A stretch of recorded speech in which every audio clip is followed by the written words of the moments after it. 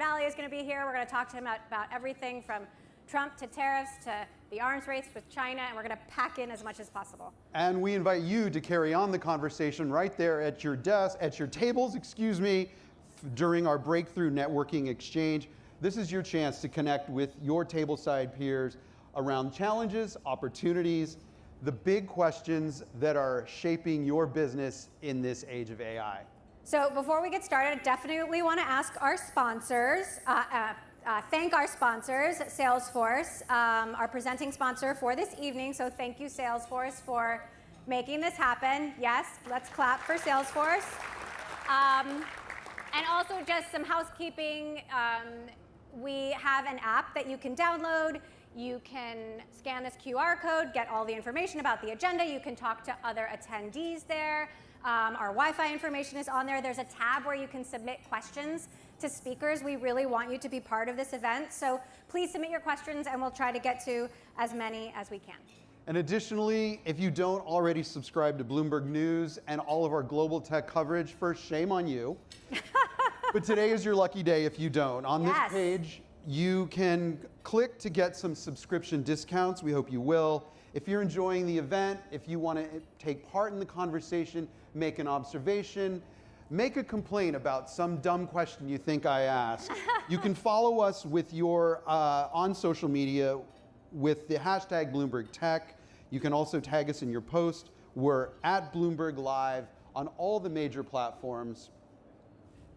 And now, we're going to get started with the big event. We are going to be talking about how one of the most influential companies in the world will stay one of the most influential companies in the world. The CEO of Alphabet and Google, Sundar Pichai, is here with us. Let's welcome Sundar to the stage.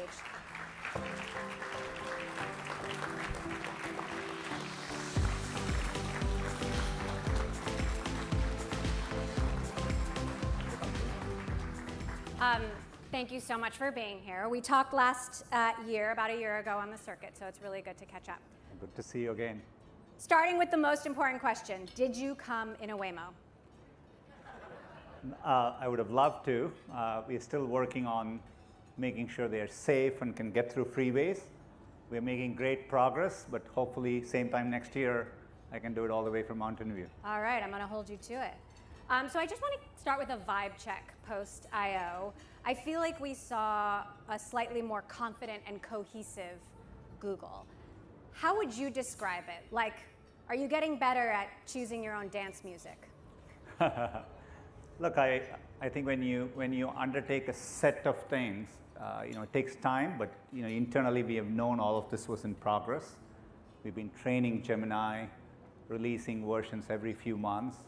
I think 2.5 was a real breakthrough in terms of capabilities, and it's at the frontier of where the models are. And so putting that in our products across our suite of products, I think that's what makes the story come alive. So candidly, I'm using chatbots more and I'm using Google less. Maybe you are too. What is the fate of search in a world of AI agents and personalized answers? Is it evolution or extinction? Look, people have been asking this question now for a couple of years. You've had these chatbots scale up to hundreds of millions of users. We've grown in queries. So I think it feels very far from a zero-sum game to me. To use other areas in parallel, like TikTok came in, everybody started using TikTok. YouTube grew and did very, very well in those moments too. So I do think search is very, very good at what it does. Empirically, people value it for what it does, and they're actually showing it by using it more. So investors are clamoring to know, but you haven't shared the specifics. How much money are you pouring into AI, and how much money are you actually making from AI? Well, I mean, in 2025, our CapEx is $75 billion, right? So we are definitely investing for the long run. But it's the same investment which powers businesses from search to YouTube to cloud to workspace to Android and Play to Waymo, right? And so, and to our subscriptions business, we just launched Google AI Pro and Ultra, and it's definitely doing well. I've been pleased to see the reception. So I think it's such a profound technology. I feel the opportunity ahead is bigger than the opportunity we had in the past. So to double click there, if I may, what specific new revenue streams do you see increasing, and what revenue streams do you see decreasing? There is, look, our entire, the growth in cloud, like Vertex AI, is up 40x in usage on a token basis just in the last 12 months. So obviously, we have billions of dollars in providing AI-based solutions, in AI as an infrastructure, AI subscriptions. So there are many, many new businesses. YouTube and the web more broadly is being overrun with AI-generated content. What effect is that having on Google products and services? Are you finding you need to allocate more resources to filter out the low-quality content? Look, anytime there are these technological inflection points, it's always a cat and mouse game, right? So the new technology creates new opportunity, more people can create content, but you also have a rise in low-quality content. I think moments like this is what we actually, it's what Google is good at, right? Separating, finding the needle in the haystack, making sure you surface the higher quality content. We are using Gemini to help improve YouTube's recommendations. So we are using AI to help improve how we detect content, et cetera. There are good content being created using AI as well, so we're just trying to elevate high quality content. There is a lot of anxiety out there about the health of the open web. AI, it relies on the good stuff, like it relies on high quality content. As you push further into AI generated content, does that undermine the entire system? Like, does the web become just a watered down version of itself? Look, it's another area, people have had questions about the web now for the past 10, 20 years, right? I said this during I/O, but if you look at the index, we index the web. The number of web pages that we are indexing is up 45% just in the last 2 years alone. What about the last 2 months? There's just definitely, people are creating a lot more content. I do think, creation is getting easier, not just in web, across, if you look at YouTube, et cetera, the amount of content is exploding, right? And so I do think as content creator, you have to think about many, many modalities, platforms, et cetera, but the opportunity space gets bigger. You've said AI overviews are good for publishers. The publishers we talk to say it's tragic. Like, studies show dropping click-through rates. I don't always click through when I see an AI overview. You're answering the question for me right there on Google. Publishers say they can't opt out, or they might be de-indexed from Google entirely. So what is the concrete evidence that this is actually good for them and not just good for Google? A few things. I think compared to most companies in the world, we take care to design experiences which is going to showcase links, right? And we took a long time testing AI overviews and prioritized approaches which result in high quality traffic out. I'm confident that many years from now, that's how Google will work, right? Like, we think the value proposition in Google is people come. Yes, sometimes they may get answers. That was true when we launched featured snippets many years ago. But people come back, people are curious, people are expanding their use cases, and people do seek out sources on the web. And we are going to prioritize approaches. Obviously, with AI overviews, the quality improves, the context we are giving users improve. What we are seeing is people are clicking and going to a more diverse set of websites, and they are spending more time on average per click. You announced new spectacles at I/O. Maybe Google Glass was ahead of its time, but I'm curious what evidence you have that we really want to put computers on my faces now, on our faces now, and give tech companies even more of our information. Look, ultimately, you could have asked questions like this about driverless cars, right? ultimately it's the people who choose what they want to do, right? And so you will only succeed in these things if you're building something delightful. I'm wearing glasses right now, right? So for me, they don't have a camera in them, do they? They don't, and they don't have a display in them, they don't have audio in them. But if you could make something which is no additional cost for me, but when I want it to, it's going to give me important information, make it more useful, my life gets better. Look, I've been playing around with the AR glasses. In fact, I was talking with a friend who had it on and shot a basketball, and he had an air ball, and it told him like that was a bad air ball, right? and so look. And he still wants to wear them? He found the experience delightful. You know, his natural instinct was like, what should I be doing better, right? And so you're going to have these things be a companion, be a coach, all of it. So I think we have to do it tastefully, but if done correctly, I think people will respond positively. The Johnny Ive Sam Altman alliance, it seemed perfectly timed to crash your I/O party. Did that rain on your parade a little, and are you at all worried? Oh, look, I mean, I expect in this moment to be that there'll be a lot of innovation, right? I have enormous respect for what Johnny has done, and I'm looking forward to seeing what new computing devices are on the horizon.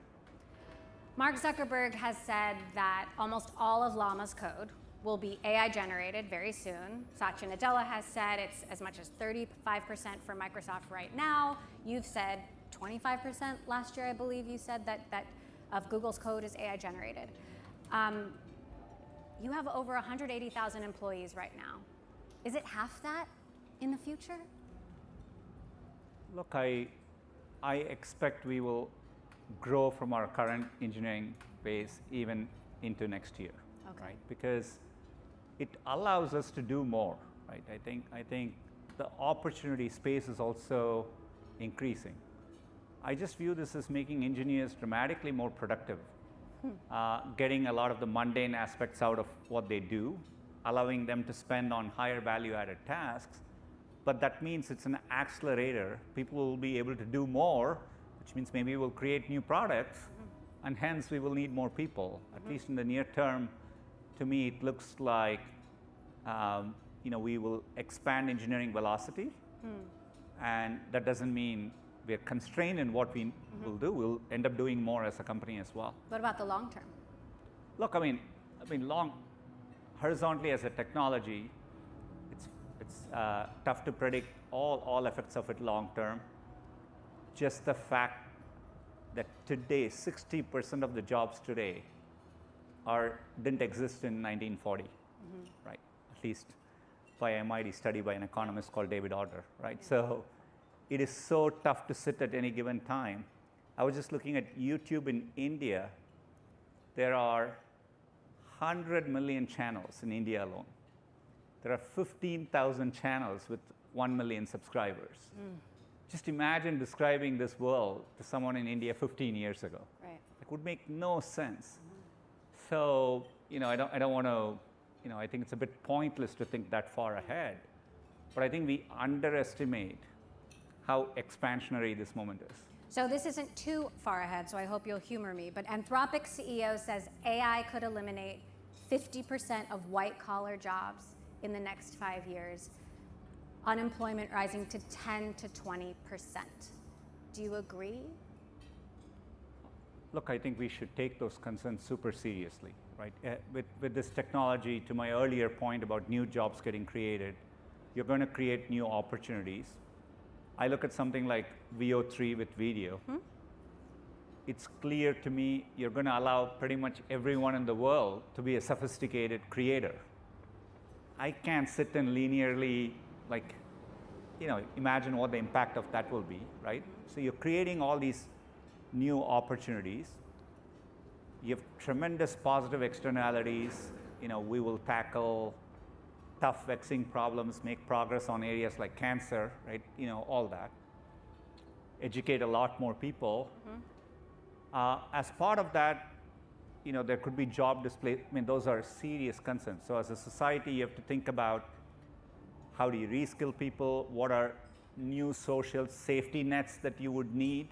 Those are super important conversations for society to have. But I think being too specific and saying that many jobs will be, I just don't see the.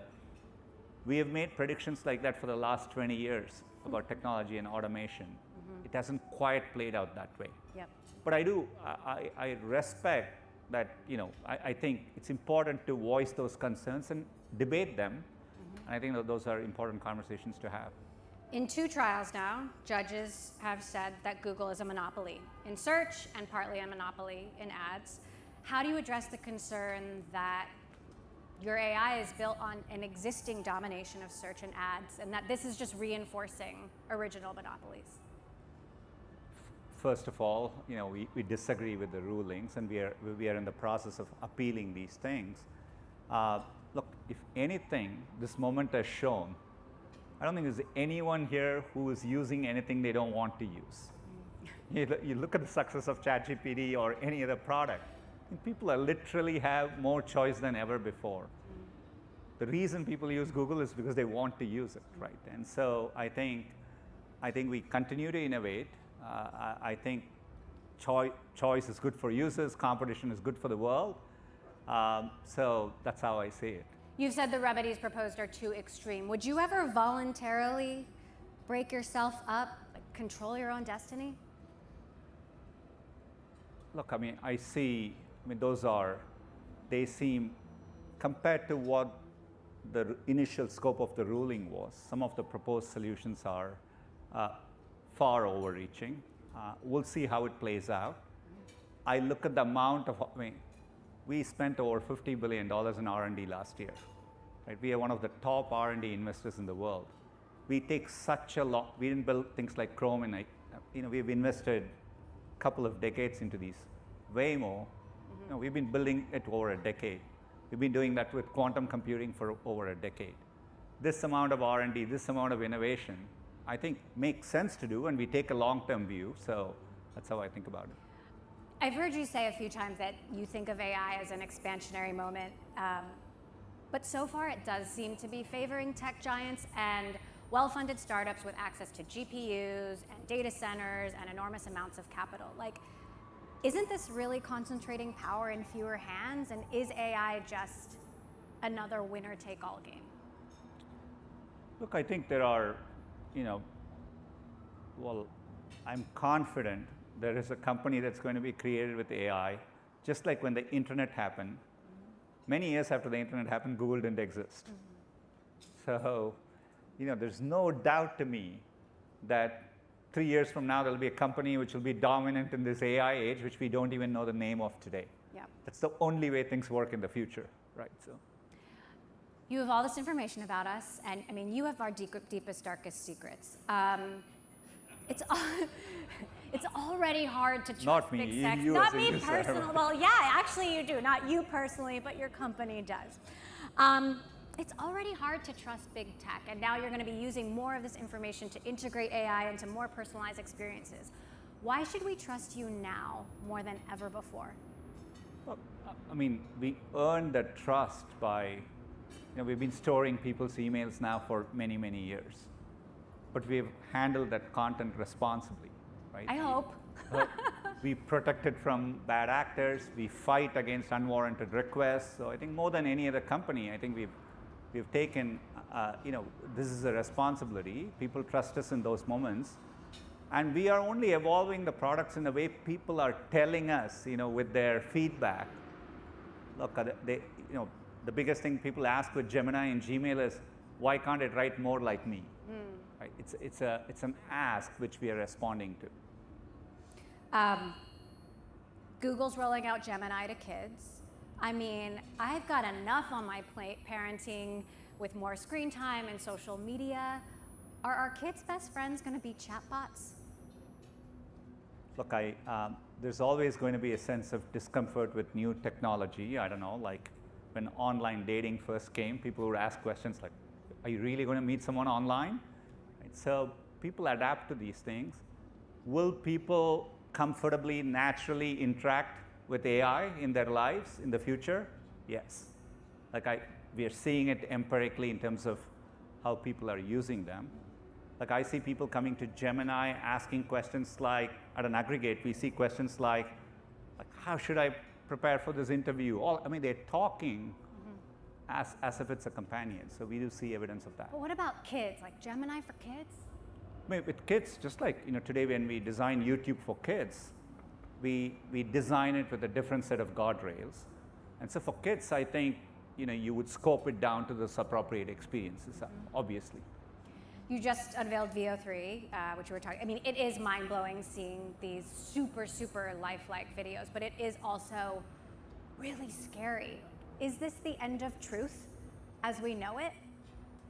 No, I think this is part of the role when you ask.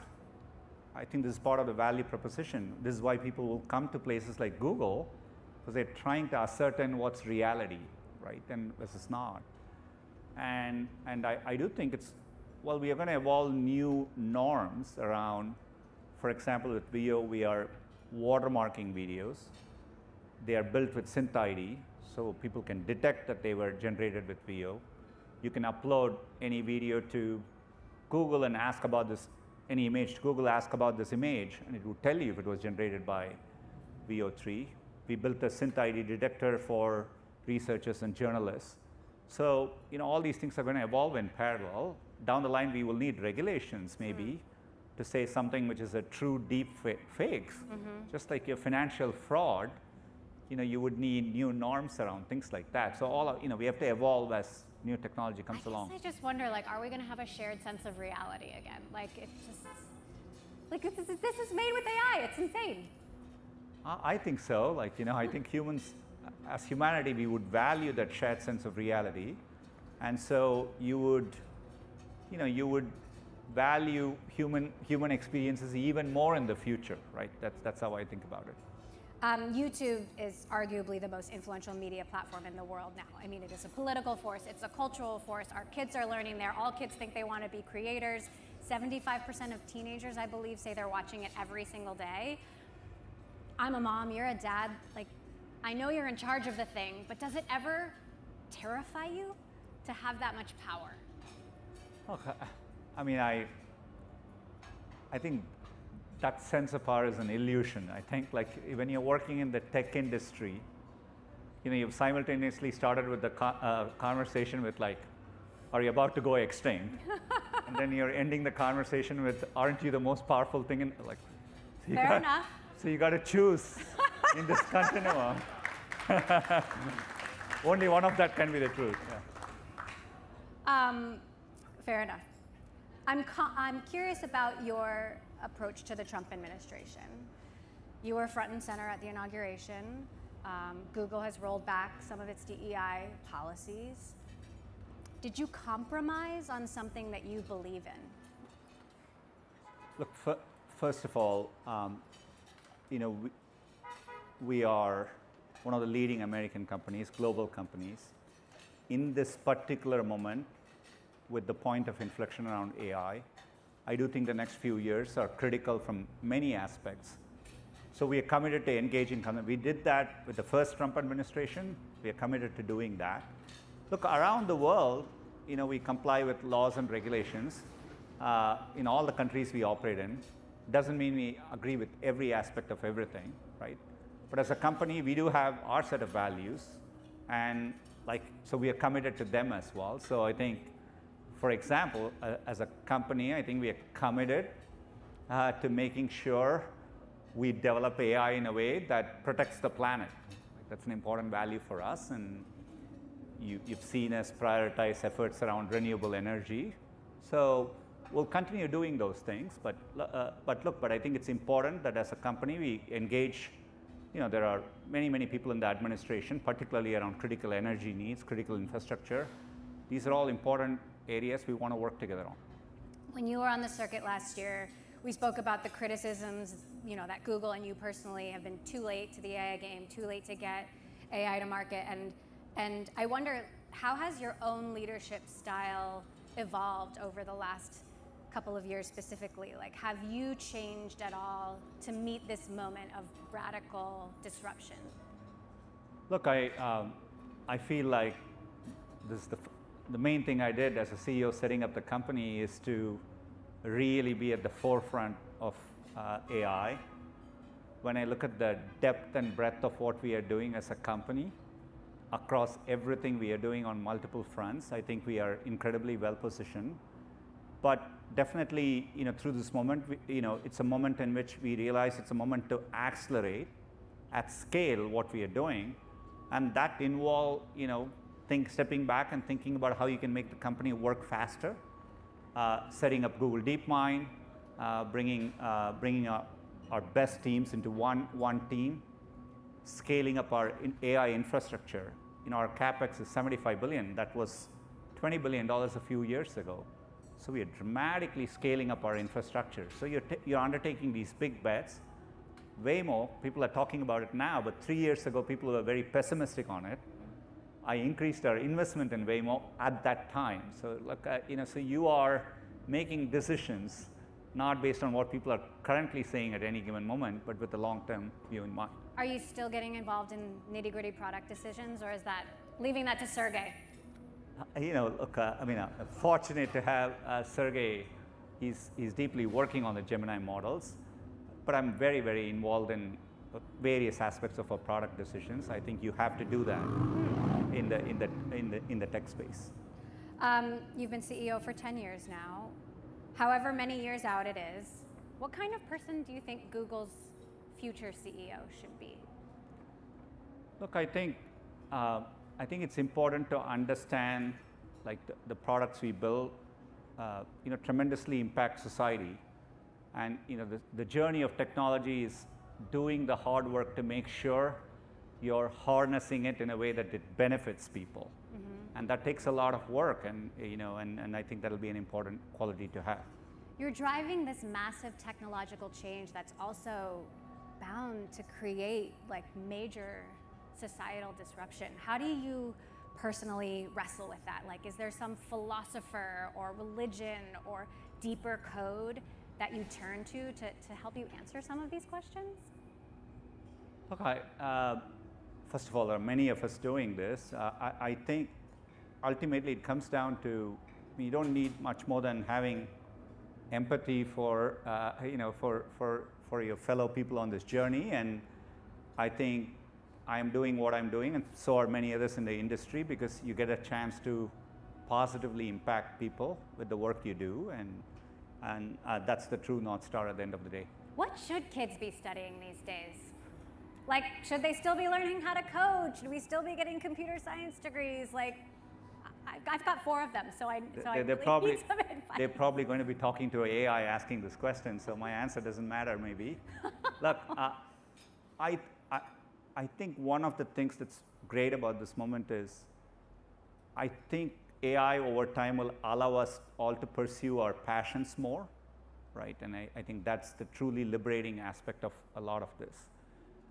You're giving pretty much everyone a powerful tool to express themselves in the way they want to. And so I wouldn't change anything of what you're studying. I think I would still encourage people to follow their passions and find something that's of interest to them. I think pretty much all disciplines which are valuable today, there'll be a version of that valuable in the future. What are the limits of AI? Is it possible we don't reach AGI? It's entirely possible. We could be dealing with, everything we can see. I feel very positive there's a lot of forward progress ahead with the paths we are on. Not only the set of ideas we are working on today, some of the newer ideas we are experimenting with. So I'm very optimistic on seeing a lot of progress. But you've always had these technology curves where you may hit a temporary plateau. So are we currently on an absolute path to AGI? I don't think anyone can say for sure. The pace of progress is staggering. And looking ahead, I sense you will have that pace of progress. But there could be limitations in the technology. The technology currently feels like you're seeing dramatic progress, but then there are areas where this thing can't do this obvious thing, right? Waymo is doing very, very well, but remember, you can teach a kit to drive in about 20 hours. Right? And so both the technology is amazing, but we are quite far from a generalized technology as well. We talked a little bit about your vibe coding backstage. Would you like to share how often are you vibe coding and what are you working on? I wish I could do more, but I just been messing around, be it either with Cursor or I vibe coded with Replit, trying to build a custom web page with all the sources of information I wanted in one place, so I could type a location and get it all. Partially complete, so but it's exciting to see how casually you can do it now, right? And compared to the early days of coding, things have come a long way. It feels so delightful to be a coder in this moment in time. Even after that, you still need all those software engineers, are you sure? Okay, I think so, yes. Last question. We've got a new episode of The Circuit out this week, actually, about Microsoft's 50th anniversary. Google's 27 years old. What is Google at 50? What's Google at 50? Look, I hope we are nimble and innovating, and in the technology industry, you have to earn your success every year. And so for me, it's more about building a culture that's really innovative at its core, takes a long-term view, and does deep technology work and translates that into products that impact billions of people. All right. So, is a human going to be running Google or an AI? Well, I do think whoever is running it will have an extraordinary AI companion to help. Yeah. All right. Sundar Pichai, everyone. Thank you.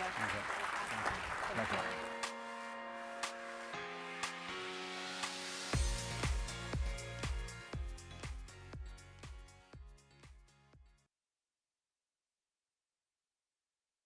Please welcome to the stage Madhav Tatai, Senior Vice President and Chief Operating Officer of Agentforce Product at Salesforce, and Sagar Mehta, Chief Technology Officer at OpenTable. All right. Well, it's great to be here with all of you, so thank you so much. Sagar, thank you for being a great customer at Salesforce. You're welcome. A lot of customers, a lot of companies have this question about where do they get started on their agentic journey? What use case, what's the thing that I should go after? You guys have done a lot across your customer experiences, your employees. So how did you get started? How did you think about where you should focus? Yeah, so when we started, really, we were looking for efficiencies for our three audiences: restaurants, diners, and our internal employees. AI agents allowed for natural language conversations in a much more fluid and authentic way.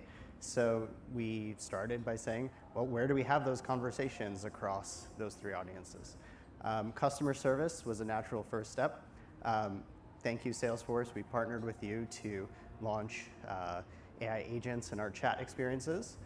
For us, a key metric was how many questions are we resolving without escalating to a human agent? And we were able to improve that pretty dramatically, but the potential is just so much higher as well, right? As we see how does the agent interact with our own internal tools and APIs, we know that over time we can just get better and better. For our restaurants, actually, a common thing that they had to deal with was people calling the restaurant to make reservations. And it's funny because OpenTable, when it was founded 26 years ago, was founded with the simple premise of make a reservation online 24/7. You don't have to talk to anyone, right? But despite that, people still pick up the phone, call the restaurant. And so what we said was, okay, how can we partner with great voice AI companies to bring a solution to market, allows a restaurant to answer the phone automatically, make a reservation, answer questions. Seen great success so far. Millions of calls answered, hundreds of thousands of reservations. A lot of times the person calling doesn't even realize they're talking to an AI. Yeah, what I love about that is I think picking an outcome, picking a clear KPI, this is what I want to orient my experience towards, I think is a much healthier approach to this versus just kind of trying to boil the ocean with a bunch of experiences. So that's really great. Now, as you've been on this journey, would love to hear about what are some of the challenges that you've seen, what are the things that you felt like you had to put more energy around, how did you get ready for it? So we'd love to hear what that implementation journey has looked like for you.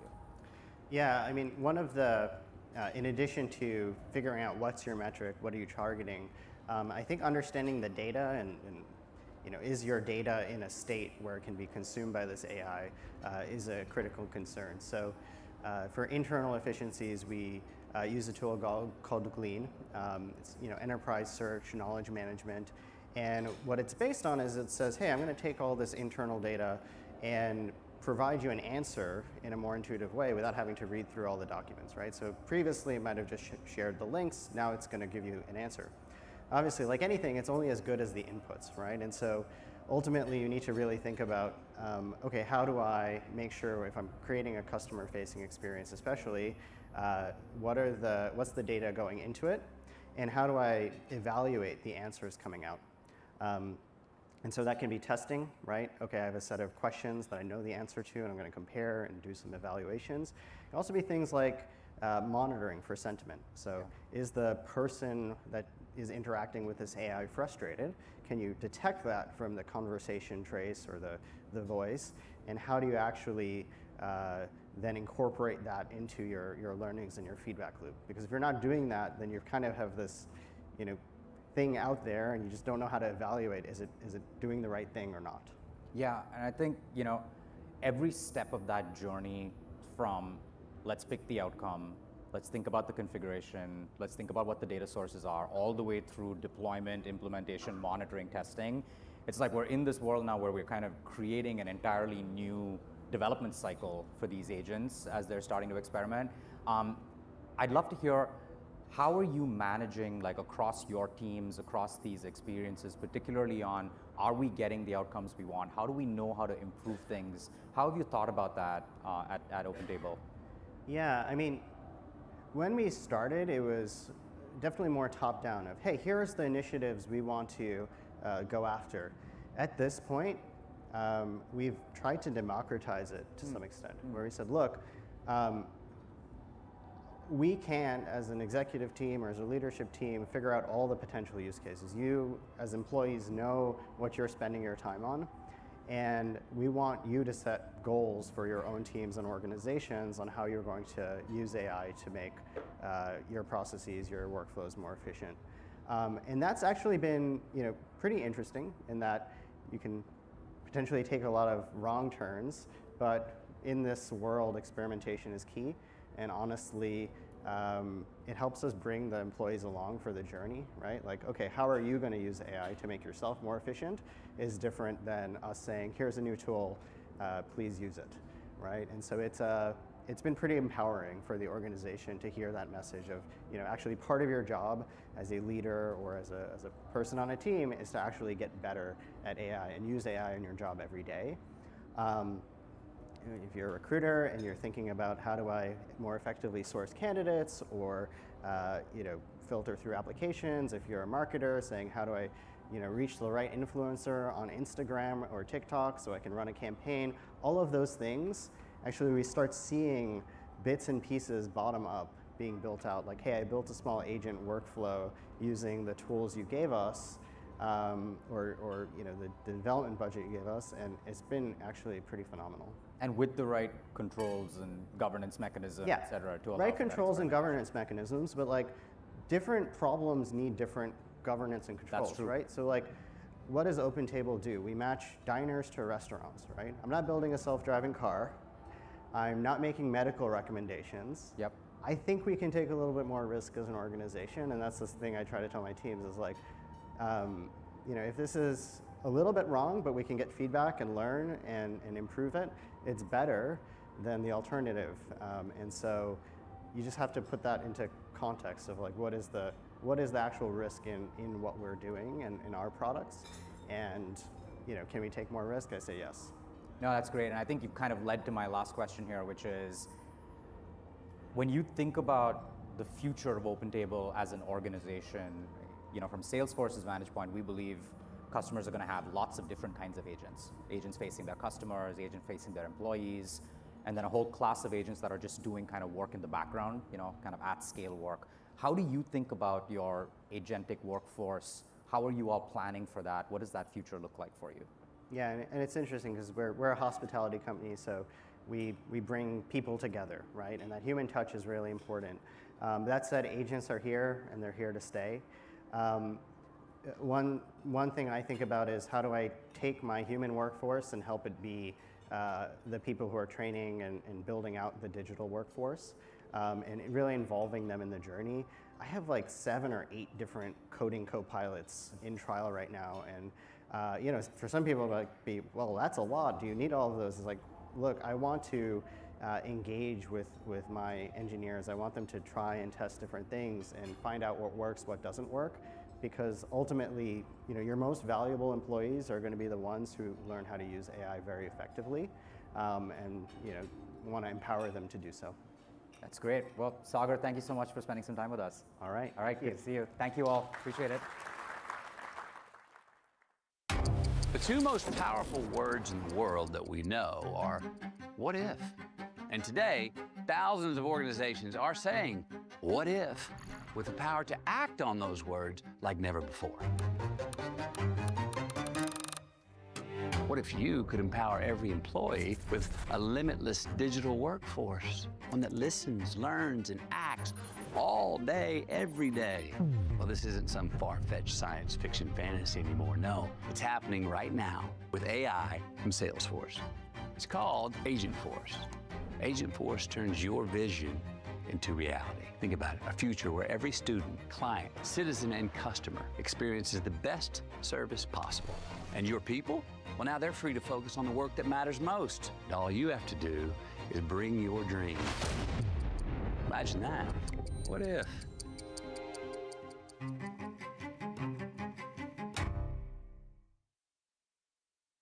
Please welcome to the stage Andrew Bosworth, Chief Technology Officer and Head of Reality Labs at Meta, for a conversation with Bloomberg's Tom Giles.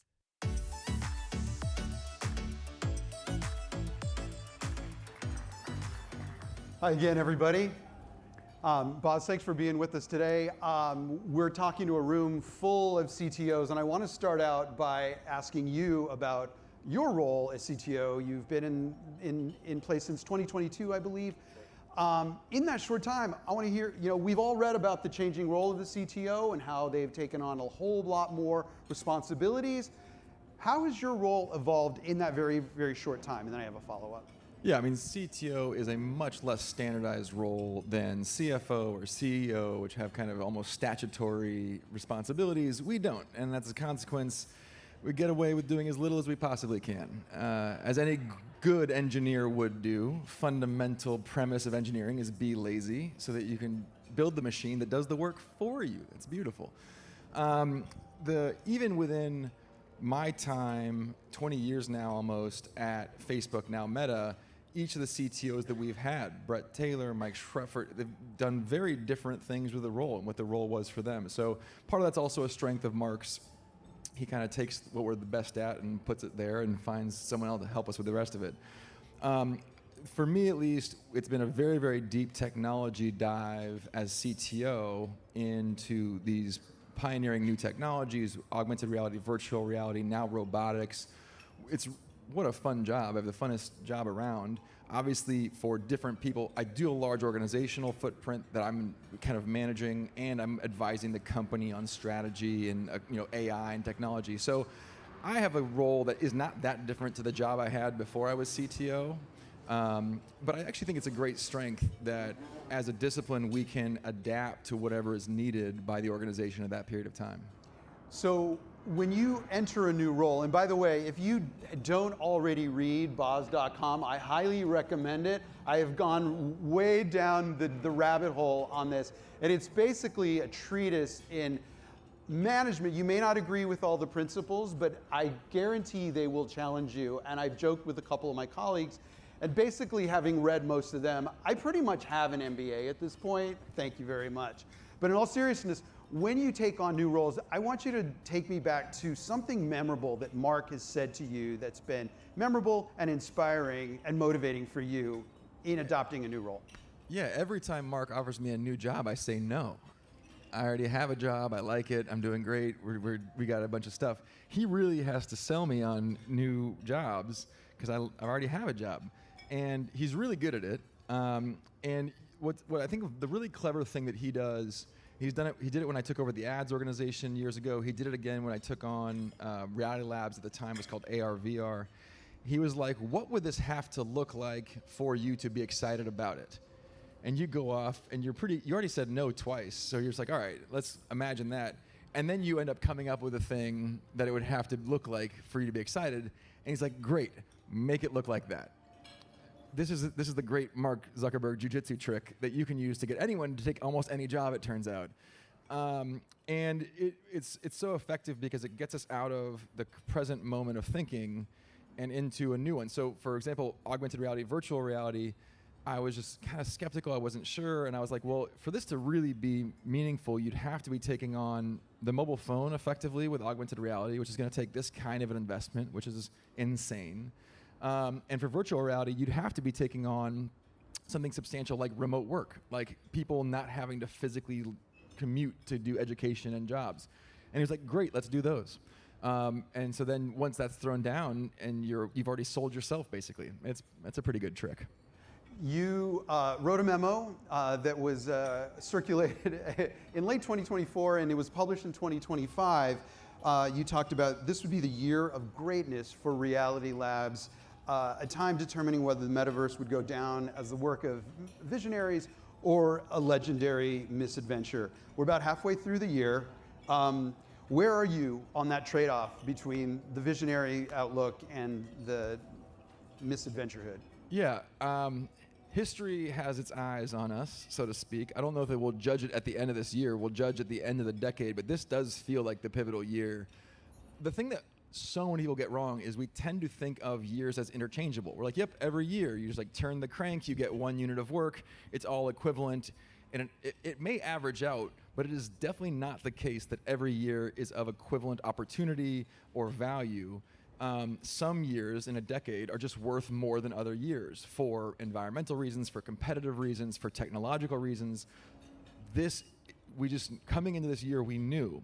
We'd done a couple of interesting things. We'd broken through with the Ray-Ban Meta AI glasses. Yep. It's a convergence of 2 different investments of ours coming together in a way that was not just exciting to consumers, it's exciting to our competitors. So suddenly, we go from toiling in the relative obscurity to being very much in the world with a product that is very attractive to consumers and thus competitors. So your window, the clock has started on competition coming. And that just means that the progress we make in this year is of disproportionate value to any year before or after it closes. And so I really wanted to impress upon, especially some of my younger engineers for whom they're like, oh yeah, cool, this is like another year in the career. This might be the biggest one. You might 5-6 years from now look back and be like, man, that was the year. I should have cranked hard on that year. And we've had years like that before. 2008 was a crazy year for us at Facebook, and there was the downturn, and there was also an opportunity that came with that. So we've had crazy years, and I look back, and they weren't all of equal value.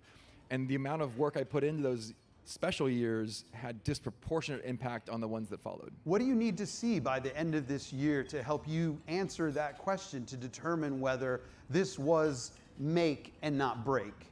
Yeah, the way this will be judged in the limit of time is always the market. The market is always the determining factor. Do people adopt the technology or do they not? And that is what ultimately will drive competitors and industries to standardize or formalize around those things.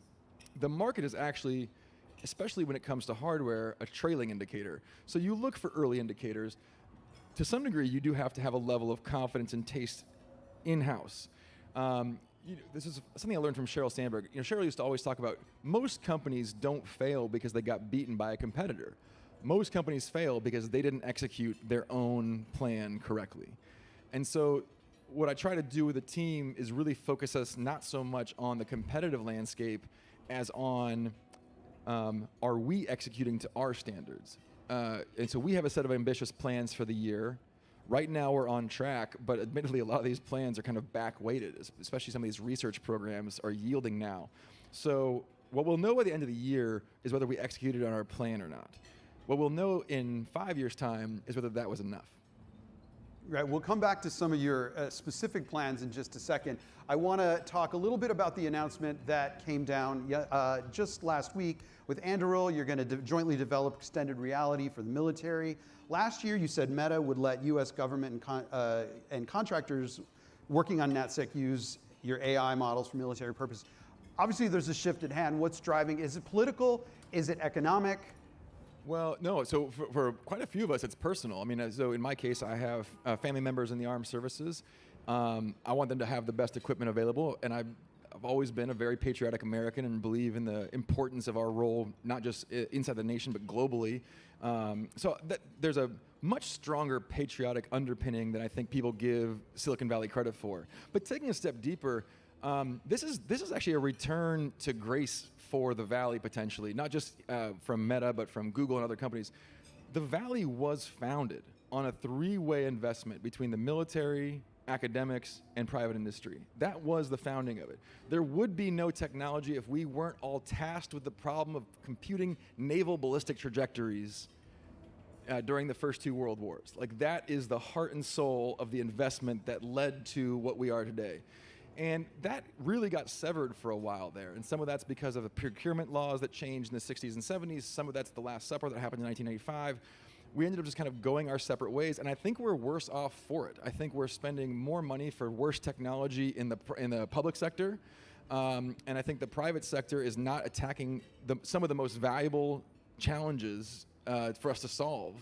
And I think it's a mismatch. So I'm pretty excited about the opportunity to bring these two things together. And it makes a ton of sense. If you think about the amount of private investment that Meta has put into developing novel technologies, things like silicon carbide for our Orion AR glasses, these have obviously positive applications for the military, and not just the military, but also for more broadly inside of government. There's a bunch of research that would benefit from this. And we would benefit from them being partners of ours. So you really can work together on these pieces. I'm pretty excited about that. I think there was a period for, let's say, the last decade where there was a silent majority of people who wanted to pursue this technology for public benefit and really felt like they couldn't do that for whatever reason. And I think the tide has turned enough where that majority is actually much more comfortable being vocal about their belief that this is good for not just us as a business, but for us as contributing to the whole of mankind. How much bigger do you anticipate military will become as a segment for you? It's way too early to say that. So far, it's like a 0. So let's start with 1 and go from there. I think there's no reason it couldn't be meaningful in the impact that it has. Realistically, consumer markets are the markets that are going to drive costs down for military benefit. When they adopt consumer technologies, or when consumer technologies are developed at scale with their applications in mind, that's when the American taxpayer benefits. That's when the American soldier, service member benefits, because now you've got technology that's at scale, proven for consumer grade, which is really like the only way to get cost-effective new technology. And that's what, by the way, it's not just us. This goes back to pick a favorite. Lockheed, probably the most famous example in the Valley. One of the main reasons that Fairchild is even in the Valley is because of Lockheed. So there's a long history here that we are kind of hoping to return to, but it is not even day 1 yet. Are there technologies you will not develop for the military? You're working on a framework, and what does that tell you? Like, what shouldn't you do? Yeah, well, first and foremost, we're not a defense contractor. So the reason we have this great partnership with Anduril, they're a defense contractor. They've got a system and a program. We're supplying them with parts. So everything that we're doing is for consumers. Like we're developing technology with a target on consumer audiences. It turns out a lot of that technology could be multi-use. Right. And that is really where I want to establish the partnership. So we're not changing anything that we're doing one way or the other, so much as we're now extending the connection to through Anduril to the government if they want to take that technology and kind of run the last mile with it. Got it. So speaking of early days, still early days in terms of Reality Labs, still generating about 1% of revenue, if my math serves, for Meta in the first quarter. A decade from now, if you have your druthers, will we think about Meta as much a hardware company, as a social media, as a communications company? Yeah, thank you. I certainly hope so. I think we've finally turned a corner to at least turning some heads. I think people are paying attention now to what we're doing in a way that wasn't happening 5 years ago. I think the convergence, not just of the hardware investments, but the AI investments in particular, have been the real watershed for us in helping people understand why we've always believed having these devices be wearable and having sensors and having context in the world around you has been so important. And it's like, oh yeah, of course, now that you realize there's gonna be a potentially super intelligent assistant that's operating there, you want it to have, for free, all the context on what you've heard, what you've seen, what you're doing, so it can help you the most out as you go about your day and try to accomplish what you're trying to accomplish. So we feel a lot of vindication on that. I think the question is, will it be us? Will it be a competitor? That depends on our execution and their execution. I have a lot of confidence that the paradigm that we're in right now, which has been stable for a long time, right? The phone that you all have in your pockets now is roughly the same as the phone you had in your pocket 4 or 5 years ago. There's not really a lot of new innovation happening at that scale. There is a lot of things. The phone is the greatest consumer electronic device ever built, and yet there's also a lot of things that we wish it could do better or different. And I think with AI and integrated context with the world around us, that becomes more and more obvious. So I'm very confident that the paradigm will shift in that time frame. And you all know the saying, we get a lot less done in 1 year than we think and a lot more done in a decade. That really is going to be true, I think, when it comes to these shifts. I hope that when people are using our technology, our hardware, I want the experience of it not to be the hardware. I want the experience of it to be connecting with each other, connecting and being more capable, connecting with superhuman memory and vision and hearing that allows you to accomplish your goals more. Like that, it still should be an experience that is a software motivated experience, but that would not be possible without this hardware. Is 10% of total revenue in 10 years way outlandish, or? I thought this was a CTO conference, not a CFO conference. I don't know what we're, no. I mean this in the most generous possible way. We just don't think of it that way. It is a cliche in the Valley, I know, but like, if we build the consumer value, I'm very confident that the monetization won't be a problem. If we don't build the consumer value, then it's all going to zero anyways. Yeah. So, never bet against Mark is a reasonably good proxy that we can use here. We are committed. We have conviction in this work, and we're putting the money in to demonstrate that conviction, and we're getting the results out that we anticipated on the kind of schedule that we anticipated. And we don't measure that in market results. We measure that in capabilities that we've unlocked, things that were previously not possible that are now possible because of the work that we've done. And so we have a faith that that will pay for itself in the long run. But I don't have the schedule of returns on me. Well, looking at the specific products, I had the opportunity. Actually, if you have or have used a pair of Ray-Ban Meta glasses, raise your hand. It's my people. So it's a pretty good number of you. I got to try them out. Some of my best friends are Meta Ray-Ban users. You're probably going to see some footage of me trying them on. Really impressed with the sound, really impressed with that ability to kind of listen to music, take photos while you're walking around. Were you surprised by how successful they've been thus far? And can you update us on, last I read, 2 million sold around February? I'm not going to give an updated unit volume number. I'm getting myself into real earnings jeopardy here, you guys. I don't want to be on the earnings calls. You understand that, right? That's not, the goal of every CTO is specifically to never be on the earnings calls. So it's funny, it's a great evidence of like how small changes make a big impact. Before the Ray-Ban Meta glasses came out, we had the Ray-Ban Stories. And the Ray-Ban Stories were a substantially similar product. They had audio, it wasn't quite as good. They had a camera, it was a little lower resolution. And it just didn't sell that well. And none of us even liked it that much yet. It was kind of cool, but was it kind of gimmicky? And we took another rev at it and we figured, look, we're gonna do this one more rev. It probably won't do much, and then we'll put the category to bed and we'll focus on the display glasses, the ones that have displays in them. And the team just did an unbelievable job. And you look at it and it looks almost the same. It's just a little thinner, and it's got a little bit better sound, and it's got a little bit better camera, but everything about it is better, and it's night and day. It's a product that you love. So it really is a testament to the team, not to me, not to Mark, but to the team that built this, Lee Chen Miller, among others, who just put all the polish in all the places, and then the entire package came together. There wasn't one change they made that unlocked the value. And yeah, then as soon as we launched it, it was just an immediate hit. And we had to start scrambling to build more. And now there's a whole, we have generations planned going from here forward. Great, looking forward to that, and looking forward to us breaking news on some of those. What do you think of Apple's Vision Pro, and do you need to move up? Do you need a higher end? Vision of Quest?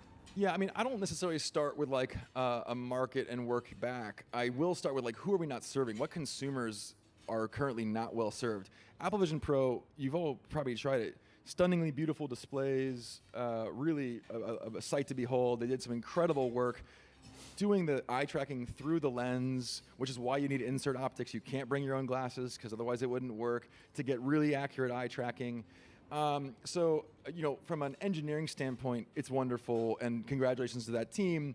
From a product standpoint, you can tell it's their first offering in the space. Listen, I just told you about how our Ray-Ban stories didn't do well, so I'm not trying to take anyone out behind the woodshed here. First generation products are hard. It's not until the second or third generation that you really figure out and hone the thing. And they made a lot of mistakes in that in terms of weight and where the weight was. This glass piece way out off the nose, that's a long lever arm, and that lever arm is physics. That's not a good thing when you're putting pressure on the face. So they made some mistakes that as soon as I saw it, I was like, it's a rookie mistake. It's like they'll bounce back from that, but they're gonna regret that one. So I think it was a beautiful device. I think they executed really well on a lot of the pieces of it. I think it failed like what the market wanted for reasons that were predictable if you were in the space beforehand. I'm sure they'll bounce back with something spectacular. I don't know that we need to have a more expensive or a higher end device. I think the question is, what room is there? There's a bunch of things that become possible when you have that high-res display. Looking at small text, if you want to be a productivity user, you want to have really crisp, clear text at a small pixel pitch. And it's much tougher than conventional displays. Because conventional displays, when you turn your head, they stay aligned to the pixel grid. Whereas when you have a VR display and you turn your head, you're now misaligned. So all your true type stuff is worthless. You have to do a completely new font layer. And that people forget how hard that technology was to develop for Microsoft in the late 90s and Adobe before that. Tremendously tough technology problems. And so there's a set of jobs that you want to unlock that you need to have certain resolution displays, and those just cost a certain amount of money. So I think it's always driven from what are the use cases you want to unlock and work backwards from there. Is that something that you are actively considering at this moment? Yeah, for sure. I mean, I think, and we have been before. We've played with high resolution displays a bunch every generation. It's just a cost benefit question of like, hey, sure, people would love this. Would they love it at the price we would have to charge for it is the question. And thankfully, there's a lot of great investments there. So we're playing with a couple different headsets now. You may have read about them.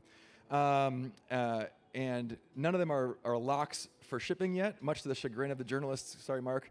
But there's a bunch that we're playing with and we're talking to partners about that have some of these ideas in it. Great, looking forward to that.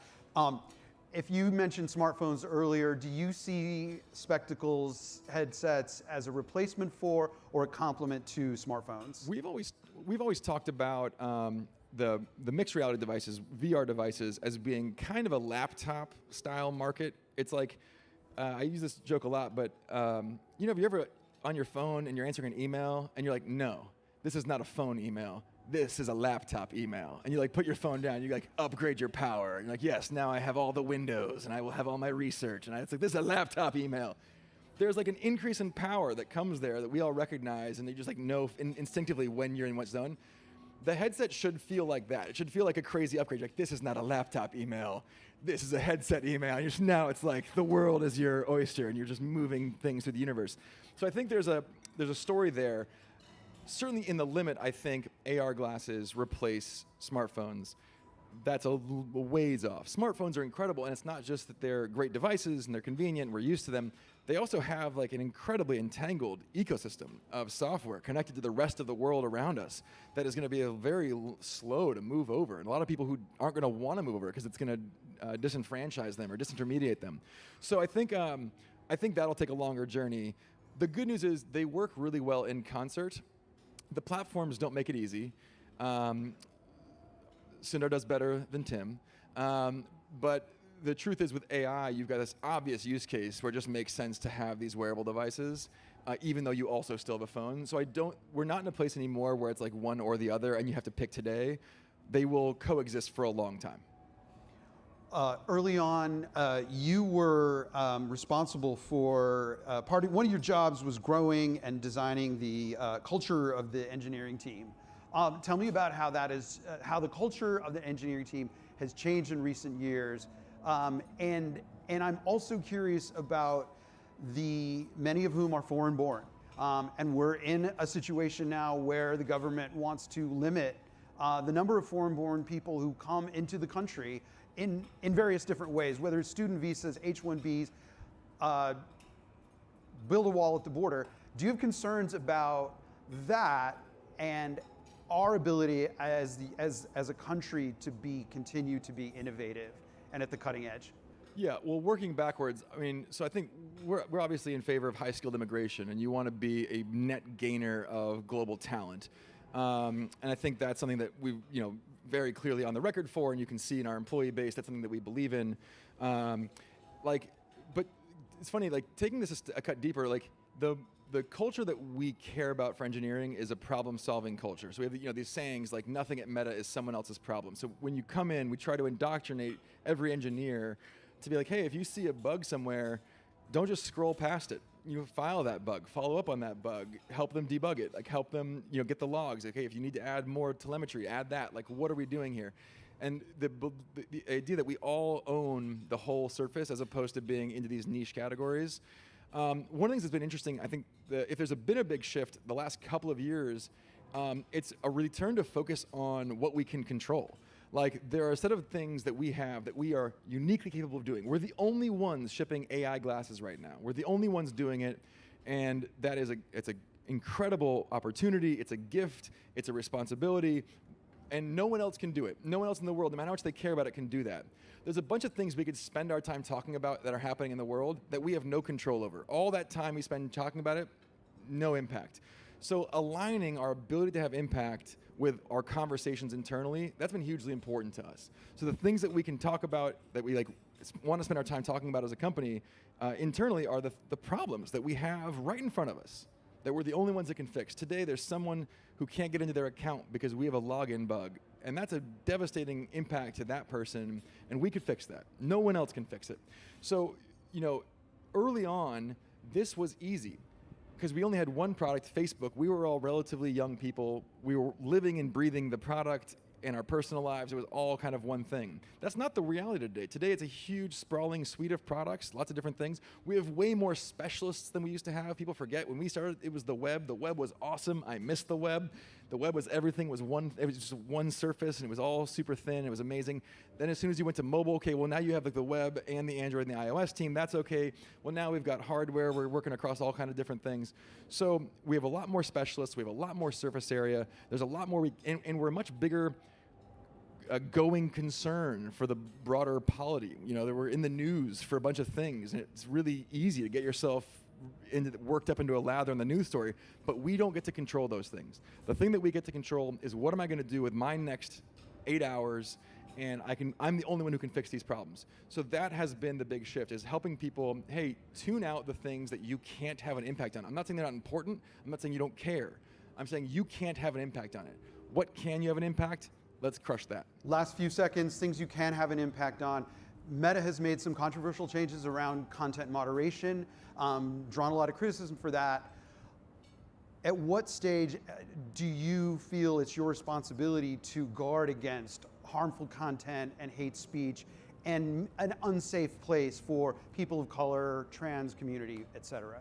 Yeah, I think there's two different parts. We want to have this be a safe community. The beautiful thing here is that capitalism actually works pretty well for this, which is if you went to Facebook and you experienced a very negative place, you would not come back. We lose you as a customer. That's why we have our community standards approach, which is like, hey, let's make sure that we're building this place so that the majority of people most of the time are having a mostly good experience. That is why they come back to this site. We really got to a place where people were getting kicked off of the site for jokes that they made, for things that was like, that really was not actual harm to any actual human. And just think about it to yourself. How many people do you know personally, because I promise you it's not zero, that have lost access to their accounts, that got kicked out of Facebook for some reason, they got a warning for some reason? Almost all those stories, those people didn't deserve it. Because we've built these systems, and the systems have a huge negative incentive if they leave something up, but if they kick someone off the account, there's no closed loop there. So I just think anyone who's in an engineering system understands these heuristics have to be tuned. And if you have a penalty function where it's high penalty on false positives, low penalty on false negatives, you're going to have a lot of false negatives. That's just how the system is going to be. So we make these adjustments. They're interpreted through a political lens, but it's really much more practical than that, which is like we want as many people as possible to have the best experience possible. That is like our wonderful capitalistic incentive, and it works really well. It's why I think we actually have like the nicest social networks compared to the competitors, compared to, pick a favorite, Blue Sky, X. I will take the quality of discourse happening on our networks over those, and I'm in all of them. That's my personal opinion, and that's like what our incentive is. So, for us, again, trying to boil it down from an engineering standpoint into like what is the real impact here, and making sure we just had systems that were not calibrated. And as a consequence, too many people were losing access to their accounts. They're getting content taken down that shouldn't have been taken down, and you have to make a correction on those things. Boz, thank you so much. Please join me in giving Boz a round of applause. Appreciate it.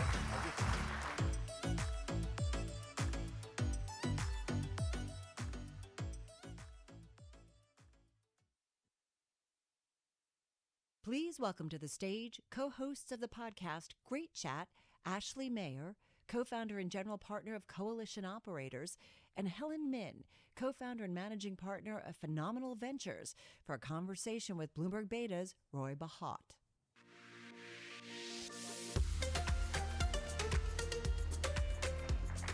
You're going to take pictures of us. I'm going to take pictures of you. I'll probably post it in a group chat. Okay, so group chats, the engine of modern work. People have different versions of this. We'll talk about your example as two VCs who live in this world. We'll talk about why these group chats are so significant, and then maybe end with some advice for folks here. And if you have questions, we'll try to pay attention to them. So you have a group chat that turned into a podcast. Like, I've heard of family text threads, but not a group chat that turned into a podcast. So maybe tell us the story. It was actually a dinner that turned into a group chat that turned into a podcast. Okay. So that's apparently the pipeline. Like tonight, for example, we could all... You could all be starting a podcast together in just a few months. Yeah, Helen and I went to dinner with 3 friends, actually 2 of whom are here now. And it was a really lively, fun conversation. We all work in the tech industry. We're investors, operators, founders, worked in media, startups big and small. And we had this like really feisty, fun conversation about what's happening. One of those dinners about what's happening in our industry. And we joked at the dinner, like, oh, we should have a podcast. And so then we started a group chat called Not Starting a Podcast.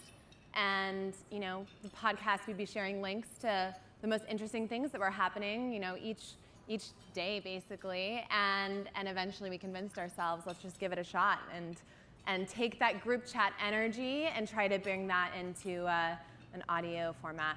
And the premise of the podcast is really just that we're just having this conversation and the listener is almost just eavesdropping or watching this group chat happen. And I think so many podcasts today have guests on them, and that's the more typical format. Ours is just drop in and eavesdrop. Yeah. So use this phrase, that group chat energy. Yeah. Plenty of people have had group chats. They've got their family text thread. They've got I got my college buddies. But there is that energy. And so maybe just give us examples of if somebody said, I don't believe you. Group chats are not this central engine of work or the central nervous system of modern work. What are some of the examples of the group chats that are prominent in your work lives? Yeah, I can only speak for the group chats that I'm in, and most of them are in some way touch like the startup ecosystem. And I think that group chats are maybe especially entrenched in our industry because startups and venture, it's kind of like a loose, trust-based network.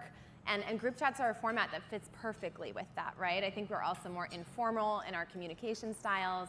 So many of my group chats are emerging manager groups. Helen and I both have funds, alumni groups. That's a bunch of new venture capitalists. Totally. Can I just get specific for a second? Yeah, let's When get we specific. say group chats, what platform is that on? Oh, for me, WhatsApp is probably the biggest platform, although our But if you want to plan a military action, I hear you can go to Signal. Yeah, exactly. And then if you've got some crypto, you're Telegram. on Telegram. So there's different chats for different purposes. And actually, let me just ask, would you consider a Slack shared channel, a Discord? Like, how broad does the idea of this group chat energy get for you? Yeah, I think Slack is the OG work group chat. Yeah. And especially now that you can, have external parties. I mean, we've been planning for this. Yeah, we created a group Slack, chat for us. Slack group chat, yeah. Yeah, we had for the founders that we backed, before you could connect other companies to your Slack, we just hacked it with their API, and it's been active with hundreds of people ever since. But okay, let's keep going with examples though. So you have one for new VCs. So I can give an example of a chat, but then also why it was so impactful. So I did this venture fellowship program called Kaufman. It's investors from all over the world, all different sizes. I think I was the smallest fund in my class. And when Silicon Valley Bank collapsed, everyone was impacted. We were all scrambling to figure out, how do we support our startups in this moment? Like, my management company bank account was in Silicon Valley Bank. Everyone's, trying to figure out what's going on. I didn't have to go and email a bunch of different, or text a bunch of individual investors to see what they were doing. There were 60 people in this group chat who were immediately sharing resources, sharing information, troubleshooting. I also had 3 or 4 other group chats that had investors. I'm sure all of us were in a lot of group chats during that period. And it was kind of this amazing moment of this ecosystem organically coming together to support each other and to figure out what was going on. All right, I want to bookmark that group chat born out of crisis, because I think it's happened a few times and is worth tracking, but just more examples of the kinds of things, most useful work-related group chat you're in. Well, so I mean, my examples are going to be venture-related as well, but I'm in a lot of alumni groups. So I'm a former Facebook employee, Dropbox, Chorus, and Plaid, and they each have their Facebook own employees are all in Facebook groups for that group chat? Messenger groups, yes, Okay. are pretty popular, and WhatsApp is owned by Meta, so Sure. Plenty of WhatsApp groups as well. And I think that's a great place where people are posting, like deal flow, where they're talking about a new company that they're starting, or that they heard about this great company, or they're just talking about new technology in general. And so let me just ask a question about that, which is, a lot of those people are employed, as are many people in this room.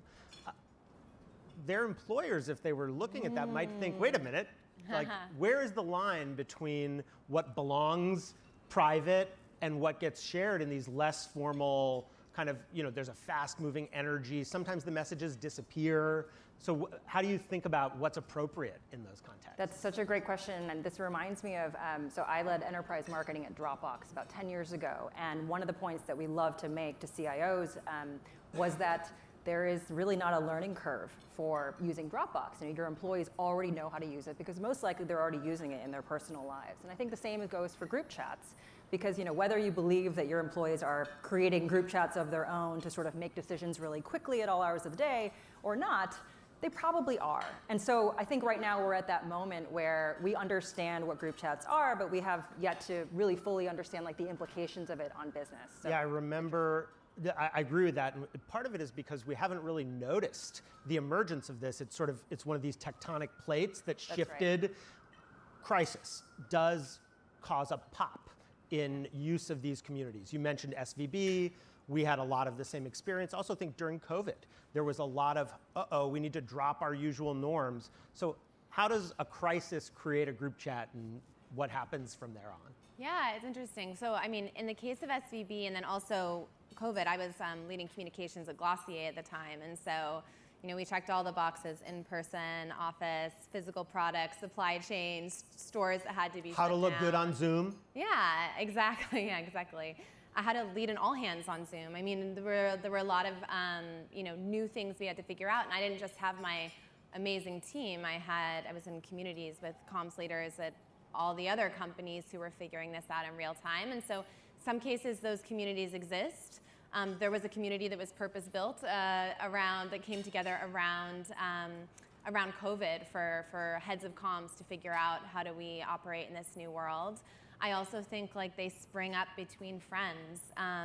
Another crisis that was more of a spectator sport was when Sam Altman was ousted from OpenAI, and I feel like I had 6 different group chats, with different constellations of friends and industry acquaintances, where we were all sort of, working through that story together. It's funny. In fact, now the other day we were talking about how did we meet. It felt I think we actually met through that comms group chat that was created, because when I hear, oh wait, there's a bunch of great CTOs in a group chat together. I mean, we've got one for AI technologists. My instinct now is dive at that and figure out, how do I get to know all these talented people? And so the war room, I'm just going to tick off a few things that exist in other contexts where a group chat may be a partial or even complete replacement for. The company war room of like, we've got a crisis, we need to figure out what to do. Conferences, I say this maybe at the expense of this right here, but you can get to know other people, professional development, events, meetings. What other purposes can some of these group chats perform? I mean, do you find your media through a group chat? How does it relate to your use of social media? Yeah, I mean, I think that social media has failed us in many ways. More recently, that's come to light. I'm going to say social media has failed us. You whispered a little, but it failed us. Boz out of the building. Yeah, it's okay. No, and I think for me, I mean, if you ask me how I get my news, it is increasingly through these group chats where I really feel like everybody who is in that group chat contributing, sort of a link or commentary on something is very smart and somebody that I really respect their opinion. Yes, and social used to do that for us, and I think now increasingly, you're added to these groups where you feel like that filter is actually more curated and higher quality. Yeah, and it's both amazing, but like a little bit scary, right? Because we're in groups with maybe people who are in our industry or are like-minded, and so we're getting an additional filter on the world. Whereas I think I used to get my news, from Twitter, and I followed a variety of people, and now, of course, like the X algorithm doesn't like links and doesn't like news, and so I love that. I mean, our group chat is a constant stream of interesting things that people are saying or people are writing.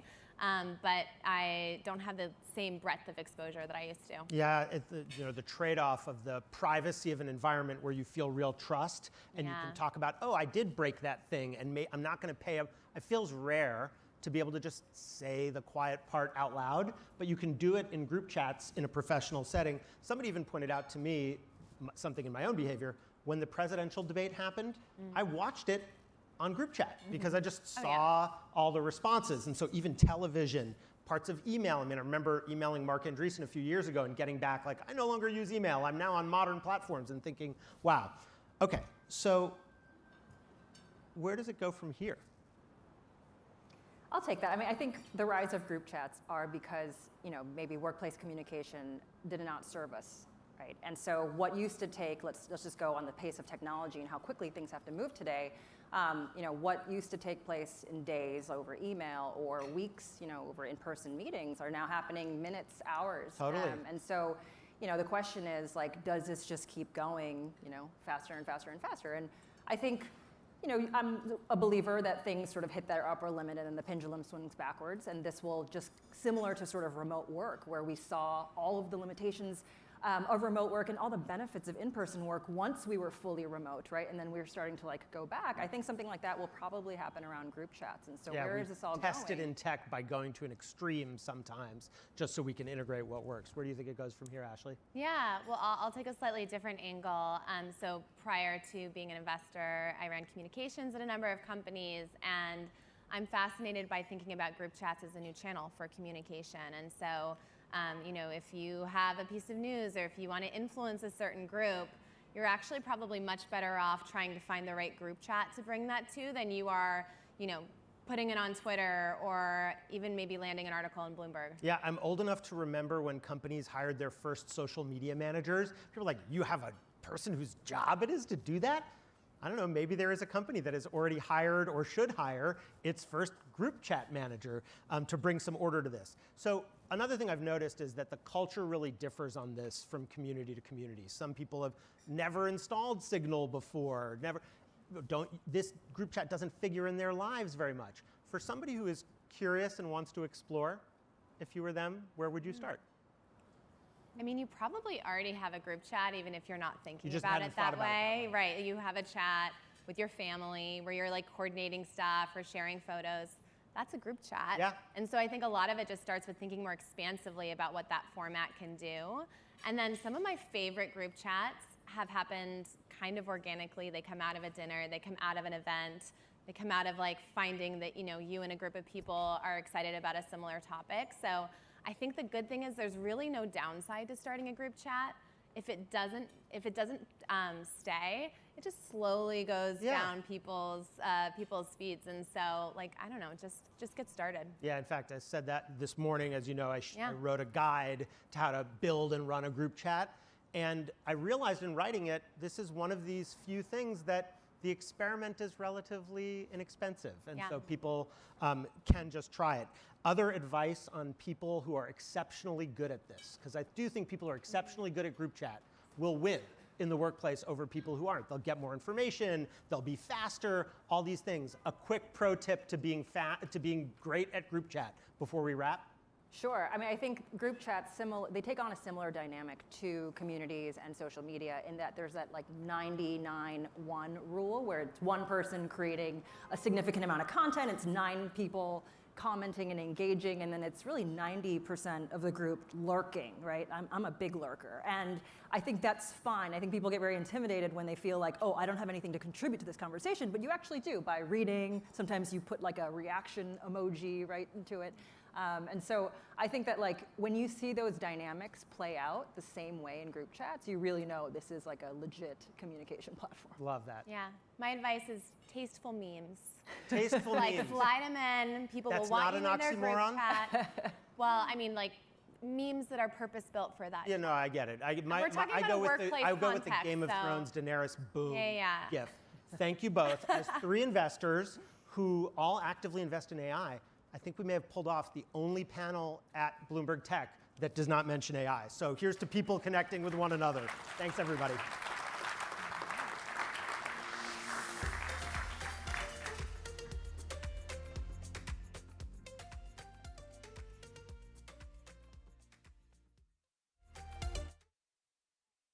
Stage Brad Gerstner, founder and CEO of Altimeter Capital and co-host of the BG2 podcast, for a conversation with Bloomberg's Emily Chang. Let's go. So I told Brad this is our last panel, and he promised to spice it up. So Bring the heat. Buckle up. Bring the heat. First of all, are you BG1 or BG2? It was really bothering Well, me. I mean, like, Bill Gurley is a lot bigger. Let's call him BG1. I was going to say you're BG1 for us tonight, so thank you.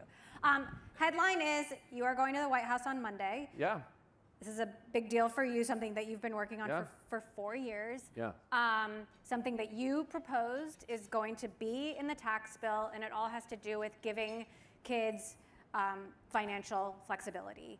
Yeah. So-called, they're now being called Trump accounts. I don't know how you feel about that. But the idea is that every kid born in the United States will get $1,000 that they can't touch. Can't touch. Until they're 18, and that will grow. Can you explain So it's called, it to us? So first, great to be here. The piece of legislation is called the Invest America Act. It's a big bipartisan piece of legislation in both the House and the Senate that got incorporated into the reconciliation bill. And the reconciliation bill is really a vehicle for pulling in underlying budget-related pieces of legislation. It's a fast track. So it's a filibuster workaround in the Senate for passing budget-related items. I've been working on this for 4 years. You heard Sundar earlier tonight talk about the need to evolve the social safety net, the social contract in the age of AI. And this idea was very simple, right? We need to move to an ownership society. 70% of people don't participate in the upside of America. They don't have accounts that compound. They feel left out. They feel left behind. Less than half of people under the age of 40 have a favorable view of capitalism. So the answer was pretty straightforward. Let's make them all capitalists from birth. So when they get their Social Security account, they will now get an investment account, privately owned, assigned to them, seeded with $1,000 from the Treasury. So the total cost of this, 3.7 million kids born a year, $1,000 each kid, $3.7 billion. Just to contextualize that, that's about the cost of a single Patriot missile battery. In Washington, they call this budget dust.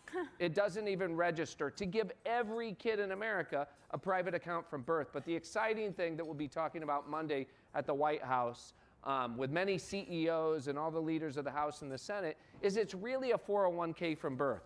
We're going to have announcements where the CEOs will say, we will add to the accounts of the kids of our employees.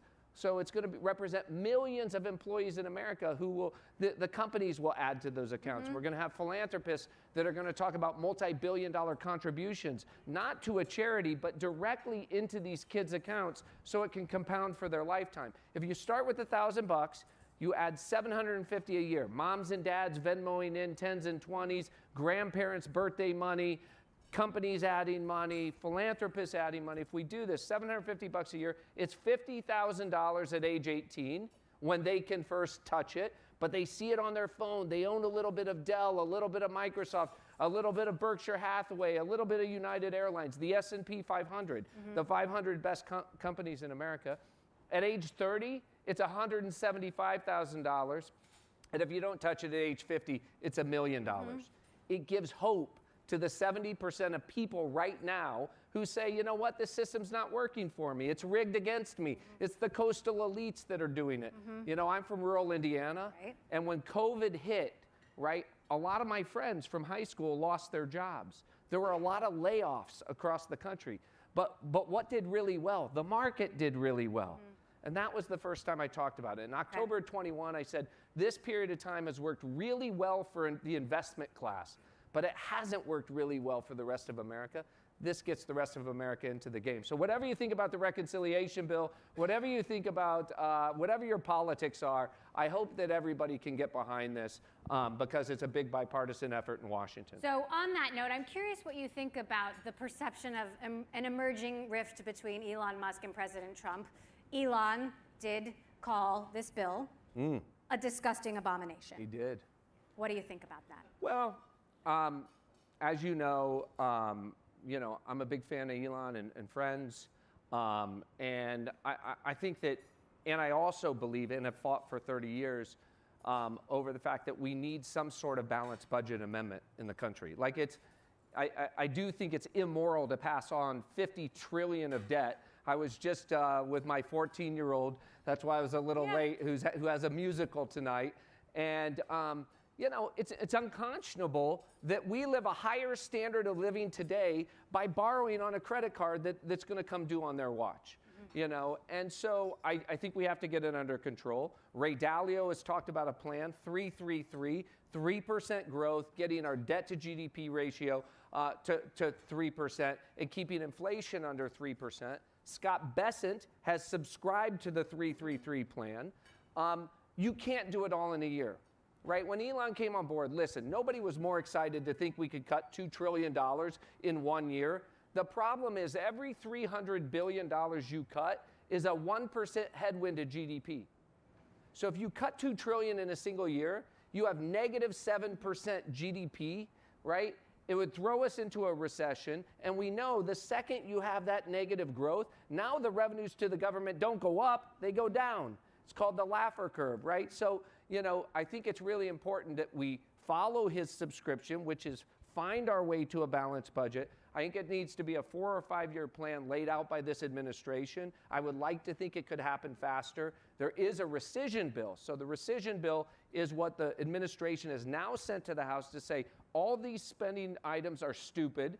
Elon found them with Doge. You need to repeal them so that we can take them out of future budgets. That will get passed, I believe, and it would be ridiculous for us not to pass, I think, the rescission bill. So listen, what I love about Elon, he's first principles.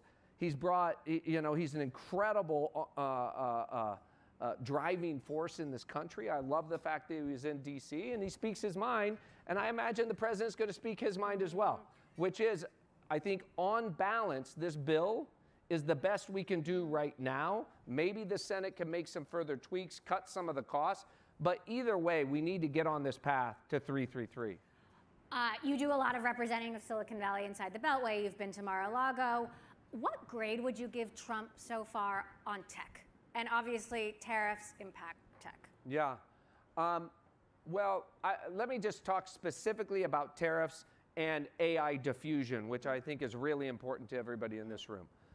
I went on CNBC, I think mid-April, end of April, and I said, the president has fielded a team of rivals within the White House. It's like The Apprentice. Door one was nuclear Navarro. $2 trillion of tariffs, get rid of the Internal Revenue Service, and we're going to replace it all with tariff revenue. We're going to go back to the time of William McKinley in 1886. Door 2 was I call fair trade Besant. We're going to have 10% across the board tariffs. It'll generate a couple $100 billion in tariff revenue, and we're going to re-onshore critical industries, like chip manufacturing, precision manufacturing, some medical supplies. I said, if the president goes with door 1, nuclear Navarro, I'm out. It's bad for the U.S., it's bad for the country, it's not going to move us forward, it's going to alienate our allies around the world. But I thought Navarro brought an important set of arguments to the table, but I'm glad the president has gone with Besant. Besant has been front and center on all the Sunday shows. He's negotiating the China deal. I think we are going to land the plane on tariffs and end up in net a better spot. But how's that going to impact the AI arms race with China? Yeah, so listen, we were on a horrific course in terms of what has been called the Biden AI diffusion bill. So this was a piece of legislation, not a legislation, it was a rule made by the Commerce Department under Biden, which created a complex set of rules and regulations that NVIDIA had to jump through, or anybody had to jump through if they wanted to have any chips or any models outside the United States. Right? So you had Sundar on earlier. It's the equivalent of requiring Google in 2002 to say, oh my God, this search is so dangerous that we're not going to allow you to go to any other country until you come to Washington, get on bended knee, ask us whether or not you can launch Google in India, and then we'll have some bureaucrats make a decision as to whether or not that's safe. That would be a terrible decision for Google in the age of internet. We ended up running the table globally in internet. And if we're going to win the AI race with China, we needed to do exactly what we did. Under the leadership of David Sachs, who's the AI czar, the president has repealed the Biden diffusion rule. And you saw the announcements in the Middle East. I will tell you, I was in the Middle East, right? And we say to our allies, AI is existential. It is existential to your national security, to your economic security, to everything about your country. But guess what? We're not going to give it to you, right? We're saying we're not going to give you our chips. We're not going to give you our models. That was a path to ruin because China's not that far behind, and you would have had the China AI stack literally run the world. Somebody, one of the ministers in Saudi Arabia said to me that Huawei had gone from 0% market share to 40% market share, and they were months away from making the decision to go with the Huawei stack. Right? Because they can't be left behind. They have to do something. So it was incredible to see that 180-degree turn. I think we're now on the right path. But the next real debate is the export controls to China. I talked about it on the pod today. We've got a ban on rare earths by China that's going to cause us massive problems in this country. We can't get magnets. We need magnets in almost all the industrial products we produce, certainly in all the electric motors. So now we have car companies that are going to have to shut down because we don't have access to magnets, and China has a monopoly on these because of rare earths. On the flip side, the United States is banning all AI chips into China.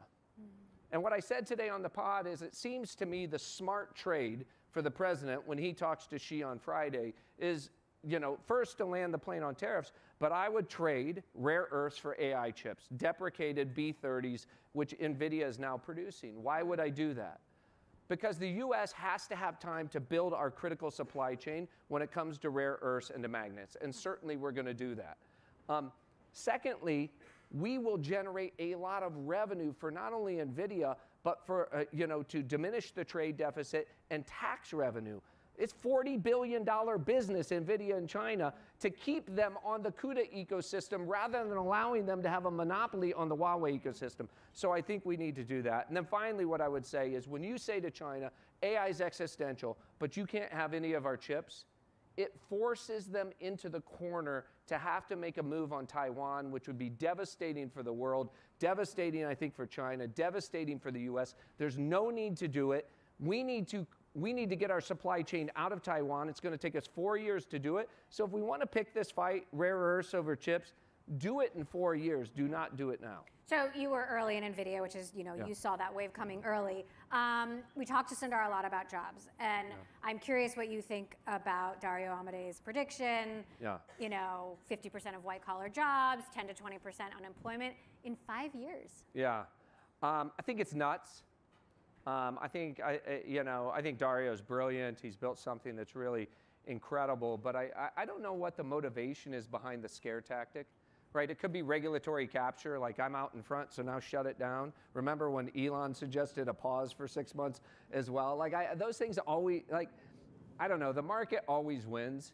And I'm like, let competition, I trust competitors to go out and compete and to win. And I don't necessarily want an FDA in Washington picking winners and losers in AI at this very, very early stage. I will tell you what we have seen through every single technology epic, every super cycle, starting with computers, mainframe, going to personal computers, desktop, internet, mobile, social, cloud, is it leads to more, right? It's expansionary. Look at the US GDP, it's accelerated, it hasn't decelerated. So did you believe everything Sundar said? Like the web's only gonna get bigger and better, and it's better for publishers. Well, and I would just say this. People will be more creative and empowered. It's less about belief, and it's more about studying history as to what has happened, right? Starting in the Industrial Revolution, all these arguments were made, and they didn't come to pass. Our economy ended up massively bigger, and people ended up massively better off. Did everybody end up better off, right? Were blacksmiths better off as a result of the Industrial Revolution? No. But if you look at the jobs today that exist in the world, I'm giving a talk this weekend at my 25th business school reunion on this topic, so I've been doing a little research. Congratulations. On it. 70% of the jobs that exist today did not exist in 1940. Okay? So we have to evolve and we have to expand, right? There's this idea that somehow we can, slow down AI and therefore we will not disrupt things. That has never, ever worked anywhere. It won't work now. It will lead to more abundance, but yes, I also think this is going to be disruption at a rate we have not seen before. Why? Because I told you the curve is steepening, right? So I'll give you an example. If you look at Google, it took them 8 years to get to 1 billion searches per day, right? ChatGPT has gotten there in 2.5 years. Why? Because we all have these supercomputers in our pocket. Everybody has complete access. 9 billion of these on the planet today. Do you know how many total mobile phones there were in the year 2001? 200 million, and they were all dumb. Nobody could access the internet on them. So technology diffuses a lot faster. For your enterprise, you have to move faster, or you will be disintermediated faster, right? Consumers, if they don't make themselves bionic, what am I doing with my 14 and 16-year-old? I'm not saying don't use screens. I'm saying make yourself bionic. Learn how to use this stuff. Learn how to use deep research, right? That's how you're not replaced by this. So I think both can be true. The rate of disruption can be bigger than we saw in prior super cycles, but it can also lead to more abundance. It will not lead to more abundance if we build walls around America and try to keep us from exporting any of this, the nuclear Navarro walls equivalent technology. That would set us way back. We would lose share to the rest of the world. So you've made a lot of money in the public and private markets. What's your view? Where should people be placing their bets, especially when it comes to tech in the public markets? And on the private markets, are we in an AI bubble? Some of this has to be hype. Yeah. So we run Altimeter, has about half of our capital in the public markets. I've been doing this now for 20 years. I've been in Silicon Valley for 25. And how many $1 billion? A lot, over 10. Over 10. No, but on the public side, I would say this, and my kids are now open up their Robinhood accounts and are kind of getting into this, and every kid, once we pass the Invest America Act, every kid in America will be inspired by this type of ownership. But the reality is this is a golden age of margin expansion. I tweeted about it last week. I called it game. What do I mean by game? Well, if you look at the number of job growth out of the Mag 7 over the course of the last 3 years, basically been zero. right? Their margins have expanded dramatically. Why? Because you ask about jobs. Sundar said, well, we'll have a few more people or whatever. We're not going to lay a bunch of people off. May or may not be true. I've talked to other CFOs of other Mag 7 companies who said we could do this with 50% fewer employees in a few years. That leads to regulatory Washington issues, societal issues. So they don't necessarily need to do that, right? They can grow into it. But Jensen Huang was on our podcast, and I asked him the question, and Jensen said, listen, we're going to 3, 4, 5x our company, but the number of employees will only go up by 20 or 30%. So it's not going to keep pace, which means margins are going to expand. So find the leaders in whatever category who won't compete away those incremental margins and buy those, right? They can be industrial companies that are leaders. They can be healthcare companies that are leaders or technology companies that are leaders. I think this is the age of margin expansion. And then I know we're running out of time. I know. So It's just like... I'll quickly hit the, I told you we're going to jam a lot in. If I'm going to drive all the way up here, we're going to get after it. So on the private side, I hear a lot of the bubble talk, like you. Like I said, that's kind of the, I'm giving this talk at HBS. Think about when I was there, 1999, 2000. I was there at the peak of the bubble, and I was there when the bubble burst, right? And I was helping to start General Catalyst at the time, a well-known venture capital firm. And, people say, oh, this is just like it was then, right? And we were all out of our mind then, right? So I went back and looked at a few things. Take Amazon. Amazon,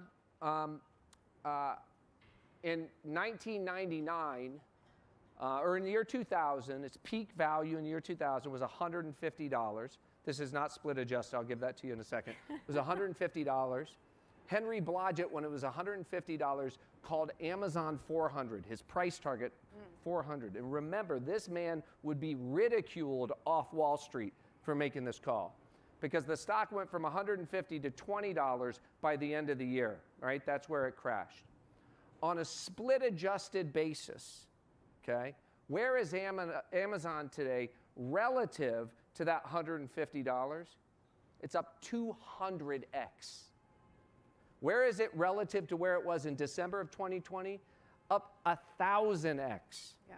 Okay? So the conclusion for my classmates is we were dreamy-eyed, we were a little bit naive, and we overestimated where the world was going to be in 3 years because it took a long time to get these in everybody's pocket.